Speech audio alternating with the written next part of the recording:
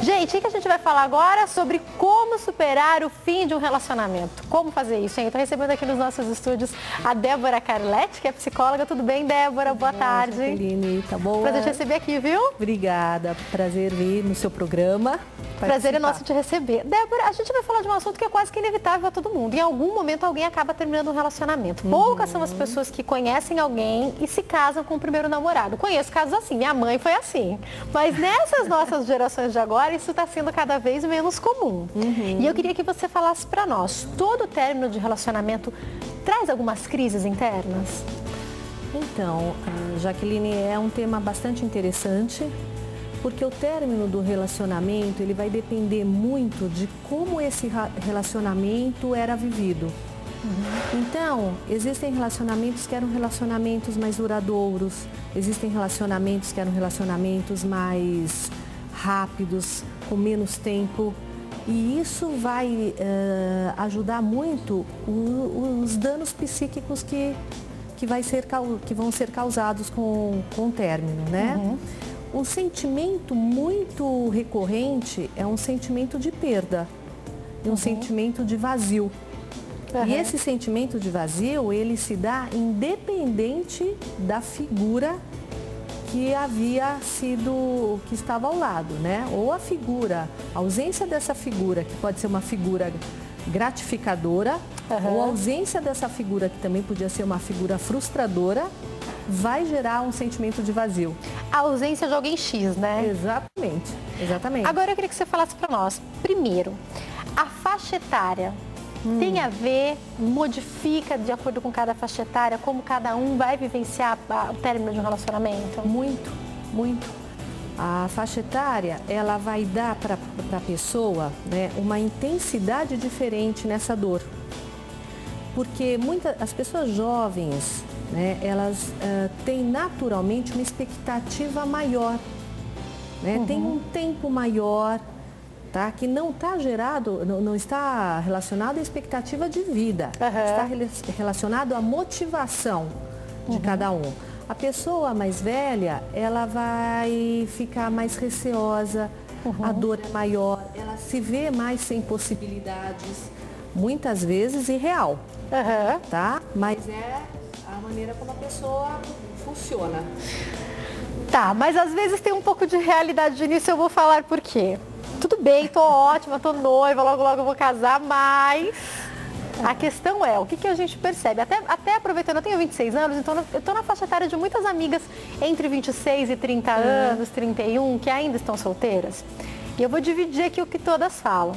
É a preocupação dos filhos também, de querer casar, curtir o casamento, ter filhos. Então, quando aos 26, 27 anos você termina um relacionamento, a gente pensa, começar tudo de novo e ter que esperar um tempo para projetar de novo o sonho de se casar. Isso que acontece, eu acredito que principalmente com as mulheres. Eu já ouvi homens falarem que passam por essa crise dos 30 solteiros também, mas eu ouvi mais mulheres. Essa situação do relógio biológico também, que a gente sabe que existe, é uma preocupação grande hoje? É uma preocupação grande. A mulher, ela sofre muito mais, tá? O homem, ele sofre de uma outra maneira. O relógio biológico, ele está totalmente relacionado ao feminino. É a mulher que tem um tempo para poder ser mãe, para poder engravidar, embora atualmente isso anda de uma maneira bastante diferente. Né? Porque com os tratamentos, com o aumento do período da mulher, do período que a mulher pode ser mãe, isso acaba modificando. Então dá para ela poder pensar na carreira, na profissão, para antigamente, com 30 anos, a mulher já tinha não sei quantos filhos. Agora até 40, tem mulheres de 50 anos engravidando hoje, né? Isso mesmo. Então a mulher precisa muito, esse relógio é algo que é marcante na vida dela. Quando ela termina um relacionamento já não casada ainda, não tendo filhos ainda, com esse relógio correndo, tem mais coisas que vêm à tona do que simplesmente ter terminado um relacionamento, não é? Muito, muito, muito. A mulher, naturalmente, ela é mais cobrada pela sociedade em ficar sozinha. Por mais que seja uma coisa retrógrada ainda é bastante comum. Mulher se cobra. O homem ainda vai com 30 anos, tá namorando uma aqui, outra ali, né? Pra mulher com 30 anos, e aí, vai casar? Não vai? O processo dela é muito mais pesado do que o processo ligado ao masculino. Ela é mais cobrada, né? E o envelhecimento para a mulher é muito difícil, é muito diferente do que para o homem, né? É bastante difícil. Vai lidar com frustrações. E o homem parece que ele, ao ficar velho, ao envelhecer, ele continua com as aquisições que ele tinha quando jovem. E a mulher tem a impressão que ela não pode mais. Né? A gente percebe o movimento se mudando, mas ainda é muito devagar, muito recente. Ainda a gente precisa de um tempo maior para a mulher poder acreditar nesse processo. Até porque, pelo que você está falando, eu acho que é isso mesmo, a sociedade não mudou completamente, né? A mulher, ela foi para o mercado de trabalho, tá bom, algumas coisas mudaram, mas algumas cobranças continuam existindo muito mais na mulher, né? Você sabe que você está falando um tema que é muito recorrente no consultório. Né? É a mulher lidar com os diversos papéis. Então, ser mãe, ser uma boa profissional, estar bonita, estar com um corpo saudável, bonito. Então, tudo isso, a mulher tem uma preocupação muito maior que o homem. É muita coisa pra gente, também acho. Mas olha, eu queria te perguntar uma coisa agora, sobre o fim de um relacionamento. Eu queria que você explicasse pra nós. Eu conheço muitos casos de mulheres que quando o relacionamento termina, depois eu vou falar dos homens, mas eu vou falar primeiro das mulheres. Quando o relacionamento termina, elas ficam atrás loucamente desse homem e querem. Conheço homens que fizeram isso também, mas acho que até pelo meu ciclo eu acabo conhecendo mais mulheres. Eu gostaria que a senhora falasse para nós, quando o outro não quer, tem alguma coisa que se possa fazer? Como conseguir seguir entendendo que o amor da sua vida não te quer mais? Você sabe que é muito importante porque isso vai mexer com uma outra situação. Tá? É um processo um pouco narcisista, a pessoa querer quem não quer mais ela. É como se a pessoa não aceita. Então ela não se conforma, porque alguém não a deseja mais. Por isso que é muito importante o autoconhecimento. É a única maneira que a pessoa vai ter para ela entender o desejo do outro. Eu falei de mulheres, mas eu acredito que isso aconteça com homens e com mulheres. Acontece também, acontece. Forma, né? Tanto que a gente vê situações, até vê crimes acontecendo em função disso. Né? Exatamente, né? Então é algo que acontece. E isso tudo depende muito da estrutura psíquica de cada um. Então as mulheres, quando elas são mais carentes, têm uma dependência maior. Né? Um relacionamento de dependência não é um relacionamento de amor. É um relacionamento simbiótico. Onde o que um sente, o outro sente. Então, ele deposita na outra pessoa a responsabilidade da sua felicidade. Né? Então, isso é muito complicado. É uma dependência muito grande do outro. É uma dependência. A gente até diz que a dependência passiva é uma doença, é um transtorno psíquico. Depender do outro para ser feliz está errado, né? Está errado. Agora eu queria que você falasse para nós. Terminou um relacionamento, a pessoa que está nos assistindo terminou o relacionamento. Vamos imaginar num relacionamento que tenha sido relativamente longo. Porque se a gente falar desses relacionamentos, assim, desses jovens que duram 2, 3 meses, né? Vamos pensar no relacionamento aí com mais de 1 ano e tal. Acabou esse relacionamento. E aí? Qual que é o próximo passo para seguir? Quando acaba o relacionamento, que aí a gente estava falando do sentimento de perda, do sentimento de vazio, o primeiro passo é a pessoa encarar esse sentimento, poder entrar na dor, entrar na frustração. O que a gente vê hoje é que as pessoas querem sair a qualquer custo. Não querem sofrer, né? Não querem sofrer, então vão buscar soluções imediatistas.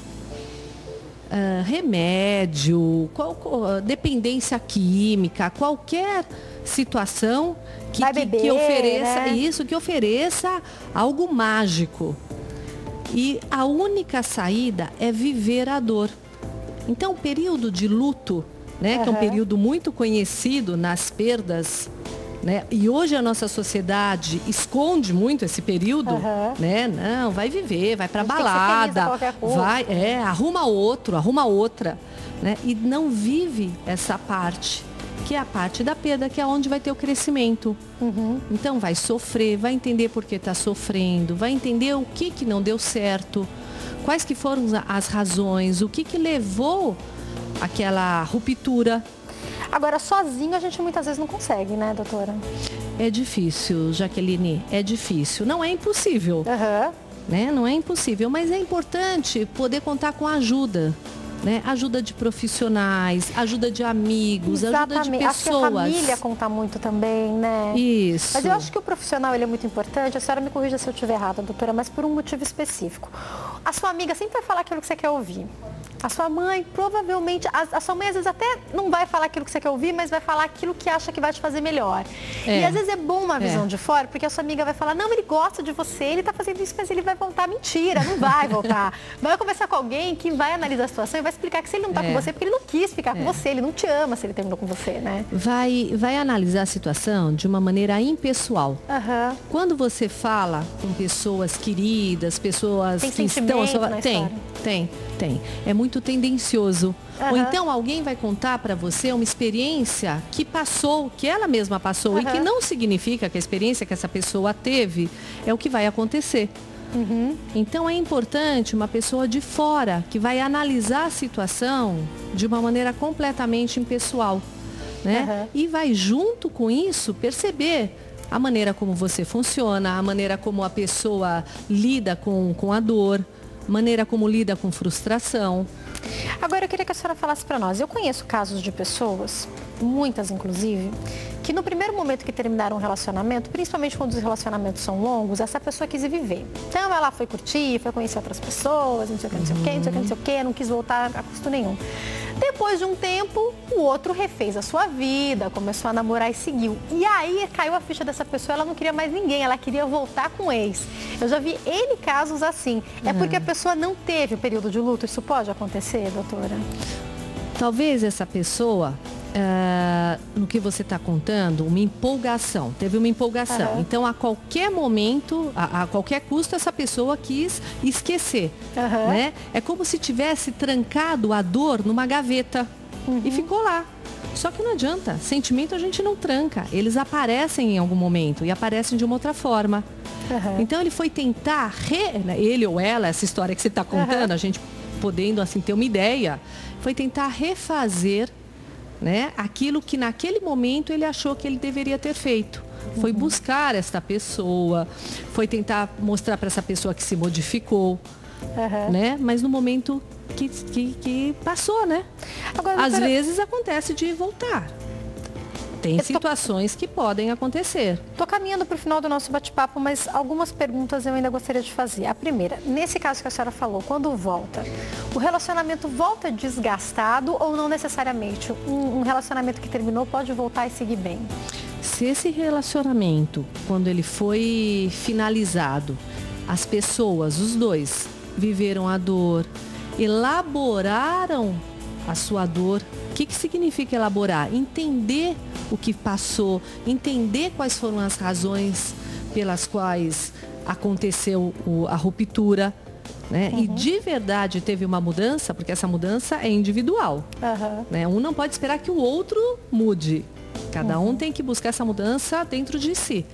Aí pode ser, sim, que tenha um relacionamento que não seja desgastado e mais fortalecido, inclusive. Agora eu queria que a senhora falasse para nós, essa tristeza, dificuldade de seguir depois do término de um relacionamento, pode levar a patologias, pode levar a uma depressão, alguém pode chegar ao ponto de se suicidar, isso pode acontecer, doutora? Olha, pode, é difícil chegar, isso não é uma afirmação. Existem casos que as pessoas, elas não conseguem nunca se desvincular, porque elas não vão buscar ajuda.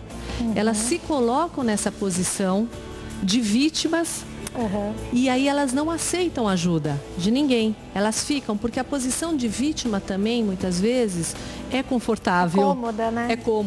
É cômoda. Porque para sair dessa posição, tem que ter uma ação.